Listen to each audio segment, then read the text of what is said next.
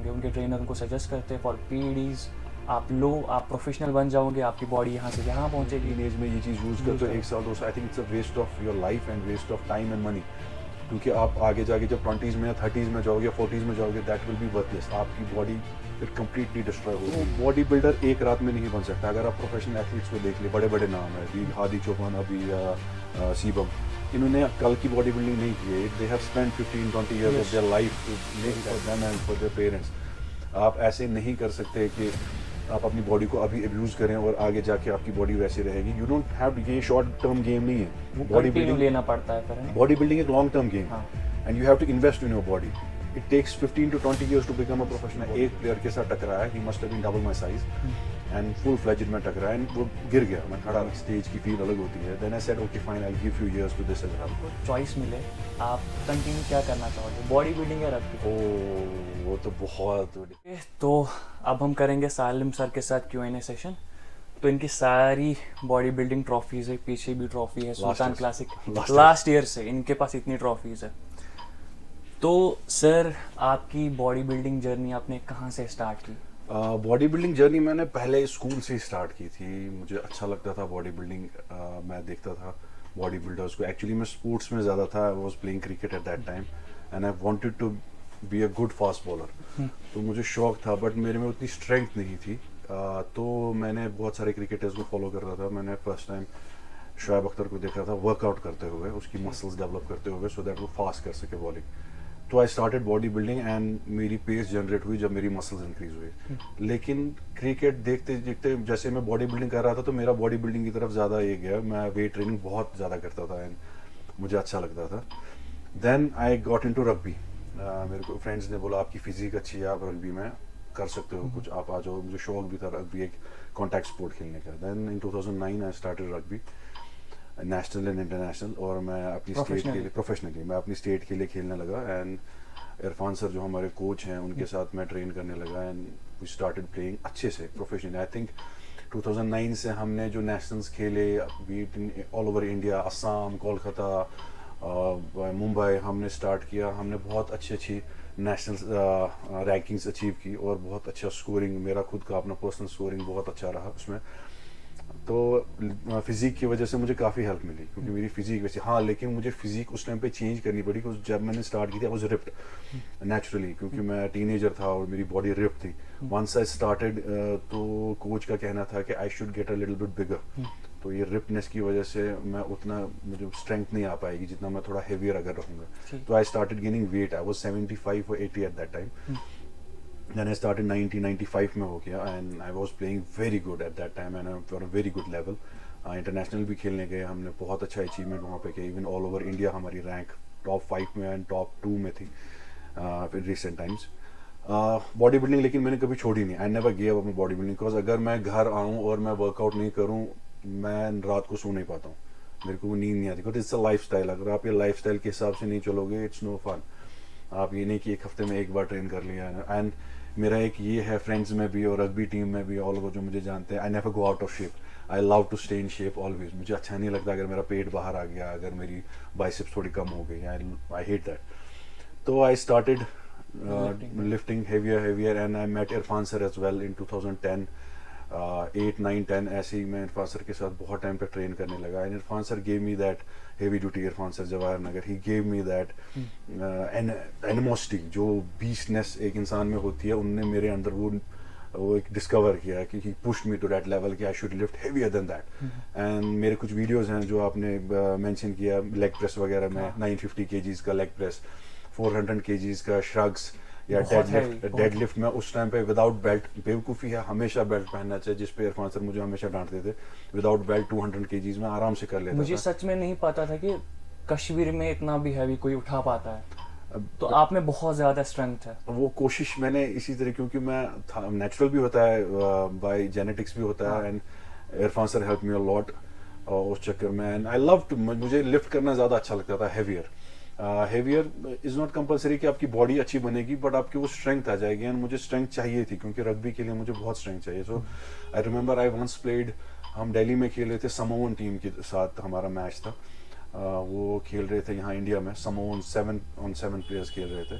वो बहुत heavy players थे एंड वी वर शिवरिंग। वो ऑलमोस्ट 6.5 6.8 उनकी हाइट थी और वेट ऑलमोस्ट 100 प्लस था सबका एंड दे वर फास्ट। उनके साथ खेलना बहुत ये था, हमें डर लग रहा था। बट वंस मैं एक प्लेयर के साथ टकराया, he must have been double my size and full fledged में टकराया एंड वो गिर गया, मैं खड़ा रहा। देन आई रियलाइज नहीं मेरे पास स्ट्रेंथ है। उसके बाद जो हमारी पूरी टीम ने, नॉट जस्ट मैंने, हमारी पूरी टीम ने उनकी जो हालत की है, हम वो मैच हार गए बट उन्होंने हमें एक स्टैंडिंग ओवेशन दिया। उस टीम ने, मुझे अभी भी याद है, they clapped, they said all over India में जितने भी टीम्स ने हमारे साथ खेला, you were the best ones, जिनने हमें फाइट दी। आप हारे हो बट आप लोगों ने हमारी हालत खराब की, हमारी पूरी टीम ने। तो आई रियलाइज की स्ट्रेंथ कितनी इंपॉर्टेंट है and help me a lot. Then afterwards अब मैं अपने रग्बी के लेटर स्टेजेस में हूँ, एंडिंग स्टेजेस में, क्योंकि मैं अब सोच रहा था, मैं अब कम रग्बी कर रहा था क्योंकि अब यहाँ से काम भी बहुत था, बॉडी पे स्ट्रेन भी बहुत पड़ता है। तो बॉडी बिल्डिंग की तरफ मैं, क्योंकि हमेशा से था, बॉडी भी अच्छी थी, हेवी थी, तो मेरे फ्रेंड मिस्टर मामूर मुझे मिले, तो he is my trainer as well. उनने मुझे मोटिवेट किया, नहीं you should go on stage. I said नहीं, मैं नहीं जाऊँगा, I am not too shy and इतनी फिजिक और conditioning. He said you have a very good muscle size, आपका स्केलेटल मसल बहुत हाई है, आप स्टेज पे जाओगे, it will be a big benefit for you. तो he pushed me towards it and मामूर भाई सेड नहीं आप करोगे and I said okay fine, I will try this once. तो जब मैंने लास्ट ईयर कम्पीट किया मसल क्लासिक में, इट वाज अमेजिंग, मुझे अच्छा लगा। UIBFF में इनफैक्ट मैंने डेब्यू किया, तो I came runner up in that, gold जीता अपनी कैटेगरी में, रनर अप था ओवरऑल में। अब मुझे अच्छा लगा अपने आप को देख के, चेंजेस देख के, क्योंकि वो एक बॉडी बिल्डिंग, एक स्टेज की फील अलग होती है। Then I said okay fine, I will give few years to this as well. For that time being मैंने रग्बी से ब्रेक लिया। Now I have moved on to body building for some time, maybe afterwards I will join rugby again, but फिलहाल मैं body building को complete time दे रहा हूँ अपना। तो आपका सपोर्ट कैसा रहा है, चाहे रग्बी में, चाहे बॉडी बिल्डिंग में? फैमिली का सपोर्ट एंड फ्रेंड्स का सपोर्ट कैसा रहा है? फैमिली का सपोर्ट सबसे इम्पोर्टेंटली बहुत ज़्यादा ज़रूरी है। मेरी फैमिली ने, मेरे मॉम डैड, मेरी सिस्टर, मेरे जो बाकी फ्रेंड्स वगैरह हैं, even now my wife, they understood this thing कि नहीं आपको सपोर्ट ज़रूरी है इस चीज़ में, चाहे रग्बी में हो और बॉडी बिल्डिंग में हो। अगर वो सपोर्ट नहीं होता, I couldn't have moved on. Friends होते हैं सपोर्ट करने के लिए, मेरे बहुत अच्छे फ्रेंड्स हैं जो रग्बी में मेरे साथ ही खेलते हैं and they supported me to my first level. Even जब मैं अपने रग्बी के लोज में भी होता था, दे supported me completely and it's very important. और फैमिली जब तक आपको सपोर्ट नहीं करेगी, आप किसी भी फील्ड में नहीं आगे बढ़ सकते, क्योंकि कश्मीर में क्या है, everyone thinks that this sports thing ये एक हैबिट है, एक जस्ट फॉर फन है, they don't take it as a career and it's a career option, it can be a very good career option अगर आप इसको प्रॉपर्ली यूज करें तो फैमिली की सपोर्ट वही था कि आप एज करियर आप ले सकते हो, उसको आप पुश कर सकते हो। देन माशाल्लाह, और आई वाज गिफ्टेड, अल्लाह ताला का शुक्र है, फैमिली ने मुझे उस तरीके से सपोर्ट किया। They said okay fine, you have to do it, otherwise I have done my degree as well, I am a lawyer basically by profession, but मैंने वो चीज़ छोड़ दी, मैं नहीं करना चाहता था प्रॉपरली उसको, उसके बाद फॉलो अप। सो मैं स्पोर्ट्स में खुश था, मैं बॉडी बिल्डिंग या रग्बी में खुश था and by the grace of Allah family ने बहुत सपोर्ट किया इस चीज़ में। तो सर अगर आपको चॉइस मिले, आप कंटिन्यू क्या करना चाहोगे, बॉडी बिल्डिंग या रग्बी? वो तो बहुत डिफिकल्ट क्वेश्चन है। मेरे हिसाब से मैं दोनों के बगैर नहीं रह सकता। अगर मैं रग्बी सिर्फ खेलूंगा, बॉडी बिल्डिंग नहीं करूंगा, I think I will be weaker, very weak. अगर मैं सिर्फ बॉडी बिल्डिंग करूंगा और रग्बी, मेरा रग्बी के साथ बहुत प्यार है। हाँ, बॉडी बिल्डिंग एक मेरी लाइफ अब बन चुकी है। जैसे मैं खाना खाता हूँ, पानी पीता हूँ, बॉडी बिल्डिंग करता हूँ, ये उसी कैटेगरी में आती है। जैसे मैं पानी पीता हूँ, खाना खाता हूँ, बॉडी बिल्डिंग करता हूँ, तो ये मेरा उसी कैटेगरी में आ गया। I can't live without this.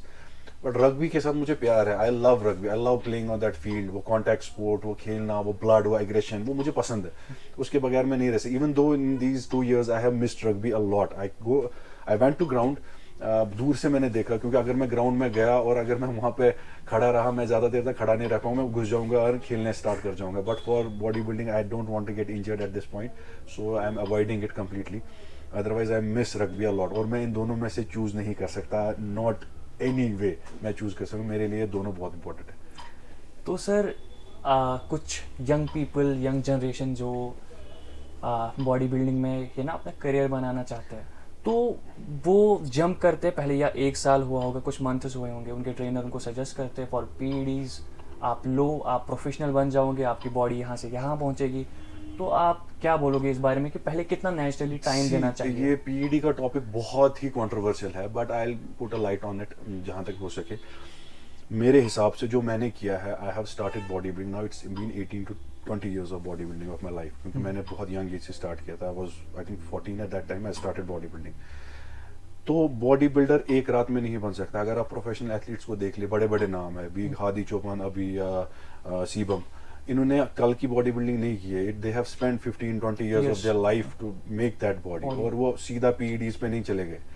First you have to make yourself उतना एबल, उतने मसल्स आपको नेचुरली डेवलप करनी है। इवन जब बल्किंग हम करते हैं, आई डोंट थिंक बल्किंग के लिए किसी को पीईडीज लेना ज़रूरी है। अगर आप में जेनेटिक्स ठीक ठाक है, स्पेशली कश्मीरी जेनेटिक्स बहुत अच्छे हैं, आप बल्किंग आराम से कर सकते हो विदाउट पीईडी। और आपको जब 80-90 या आपके हिसाब से बॉडी वेट चढ़ जाए और आप अबाउट 25 हो, आई थिंक अबाउट 30 भी इवन, आप पीईडीज यूज कर सकते हो। मुझे नहीं लगता, क्योंकि जब मैं बॉडी बिल्डिंग करता था, and everyone knows this and I have my photographs as well, जब मैं यूज करता था वो बॉडी बिल्डिंग वर्कआउट करता था, मैंने पीईडी, तो ऑब्वियसली नाम तो ये तो रिसेंट आए हैं पीईडी सिस्टम, उससे पहले तो उस टाइम पे मैं नॉर्मली बतर, जो हम कश्मीरी राइस खाते हैं, केले बनानास खाते थे, या छोले खाते थे बाहर, या बीफ खाते थे, मैं नेचुरली रिप्ड था। And every boy, even I have seen you, you are naturally ripped as well. तो ये नेचुरल रिपनेस आपकी टीन एज में ऑलरेडी होते हैं, आपके हार्मोन्स ऑलरेडी अप होते हैं। तो I don't see the use of PEDs. अगर आप सिर्फ बॉडी बिल्डिंग स्टेज पे जाने के लिए यहाँ कश्मीर में आप अपनी टीन एज में ये चीज यूज करते हो 1 साल 2 साल, I think it's a waste of your life and waste of time and money. क्योंकि आप आगे जाके जब 20s में या 30s में जाओगे या 40s में जाओगे, दैट विल बी वर्थलेस। आपकी बॉडी फिर कंप्लीटली डिस्ट्रॉय हो गई होगी, एंड आपकी बॉडी उस तरीके से कोप अप नहीं कर पाएगी। हाँ, वंस यू क्रॉस 25, आपके जो नेचुरल हार्मोन्स है वो कम होने लगेंगे, then you can use PEDs if you want to be on stage. If you don't want to be on stage, you don't need PEDs. अगर आप सिर्फ शो ऑफ के लिए पीईडीज यूज कर रहे हो, you are wasting your life. आपकी body, आपकी जो लाइफ है वो खत्म हो जाएगी unnecessarily. And I have seen kids, यहाँ नहीं आते मेरे जिम में, मैं ऐसे लड़कों को आने नहीं देता। अगर टीनेजर ऐसा आएगा, उनके साथ मेरी बहस हो जाती है। इवन माई फ्रेंड अख्तर, जिनके साथ आपने प्रीवियस इंटरव्यू किया, has the same concept. Even my friends have the same concept. मैं ऐसे लड़कों को जानता हूँ जो टीनेजर है, स्कूल में पढ़ते हैं, जस्ट टू शो ऑफ कि हमारी बॉडी है, हम वेट उठा सकते हैं, used PEDs, very bad for their health, very bad. I feel sorry for them and for their parents. आप ऐसे नहीं कर सकते कि आप अपनी बॉडी को अभी अब्यूज करें और आगे जाके आपकी बॉडी वैसे रहेगी। यू डोंट हैव, ये शॉर्ट टर्म गेम नहीं है, बॉडी बिल्डिंग लेना पड़ता है फिर, है ना? बॉडी बिल्डिंग एक लॉन्ग टर्म गेम है, and you have to invest in your body.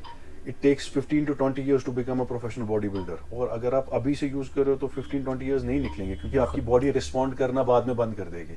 Once your body will get used to in this young age, आपके नेचुरल हार्मोन्स हाई हैं, use them. GH level high है, testosterone level high है, आप अगर उनको एक अच्छी डाइट के साथ, अच्छे वर्कआउट, बैलेंस वर्कआउट के साथ करोगे, you can easily go on to stage. And I know very good amount of people जो नेचुरली compete करते हैं स्टेज पे, दे आर वेरी यंग। हमारे जो टीम है, मेरी मसल बुल्स टीम है मामूर भाई की, उसमें 2-3 हमारे नेचुरल एथलीट्स हैं जिनकी फिजिक अमेजिंग है, and they perform on stage. हाँ, वो कॉम्पीट नहीं, मतलब जीत नहीं सकते ओवरऑल उतना। अगर आप पीईडी एथलीट और नॉन पीईडी एथलीट के साथ ये करोगे, नेटी या जो यूज करते हैं, तो उसमें थोड़ा फर्क है, but they perform very well on stage. उनकी बॉडी अमेजिंग है, they have performed it naturally, कोई भी कर सकता है। सर, आपका नेक्स्ट बॉडी बिल्डिंग शो आप कौन सा खेलना वाले हो? हमारा नेक्स्ट बॉडी बिल्डिंग शो होने वाला है 22 नवंबर को। मैं बाहर खेलने जा रहा हूँ बेंगलोर, मिस्टर वर्ल्ड के लिए, UIBFF का mister world, and we have prepared for that. Otherwise हम ऑफ ले लेते, या और भी जो UIBFF यहाँ पे JNK था, और भी 1-2 कॉम्पिटिशन्स होने वाले, हम उनमें पार्टिसिपेट करते। But I don't need to stress on my body that much, that's why we have kept it. हमने 2 कॉम्पिटिशन्स यहाँ पे खेले ऑलरेडी, उसके बाद अब फाइनली हम प्रेप कर रहे हैं UIBFF मिस्टर वर्ल्ड के लिए। तो इंशाल्लाह I will be living in November for that, and 22 नवंबर वो शो है। तो let's hope for the best. उसके लिए all the best sir. Thank you so much. तो इंशाल्लाह आप जीत कर आओगे इंशाल्लाह। तो नेक्स्ट हम, और सर अभी सर के पास ना टाइम नहीं है, नेक्स्ट हम फिर से आएंगे सर के पास जब ऑफ होंगे। डेफिनेटली। तो बिल्कुल हम एक अच्छा वर्कआउट करेंगे, और भी ग्रेट वीडियोस आने वाले हैं इंशाल्लाह। तो सालिम सर बहुत ही अच्छे हम्बल पर्सन है, आप यहाँ आ सकते हो, वर्कआउट कर सकते हो, तो बहुत ही अच्छे हैं। तो thank you so much sir, आपने अपना टाइम दिया। Thank you so much sir. Okay, तो मिलते हैं गाइज नेक्स्ट वीडियो में। अल्लाह हाफिज।